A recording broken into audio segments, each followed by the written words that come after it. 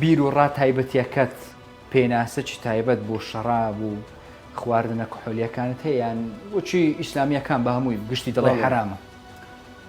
ئەمە زانی بەحسێکی مفەسەڵیەوێ هی بە حەلال و حرام نییە هەتا کە قورئان باسیەکە باسی نەکردو بڵێ حرامە قەطعاً و لە بەهەشتیش وعدی داوە کە ئەوەی بچێتە بەهەشت لەوێ شەراب هەیە لە سوورەتی محەممەد ناڵێ حرامە ناتوانم بڵم لە بەرەوەی قورئان نەیوتووە و شتێکی دیکە تەنها خوددا شت حرامەکە پێغەمبەریش بۆی نییە بەپێی قورئان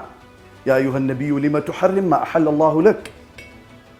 فخدا حرامي نكردوا وكو مثلا بگۆشتی بەرازی حرام کردووە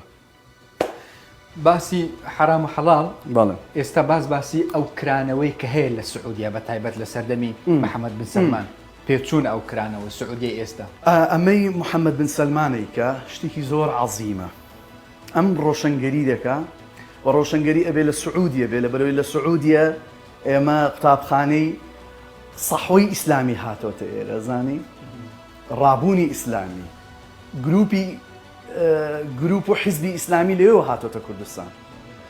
وهابیەت لێەوە هاتووە فقط لە سعودیەش ئەبێت چاک بکرێت چۆن تیکیان هاوە ئەبێ ئەمان چاچیکەن خۆشی باسەکە ئەڵێ ئیسلامە معتەدی لە وەسەتیەکە ئیهێنینەوە بۆیە ئەگەر تەمەنی هەبێ محەممەد بن سەلمان وە لە داهاتوو ببێتە مەلیک باشترین ڕۆشنگەری دەکاتن لە عالەمی ئیسلامی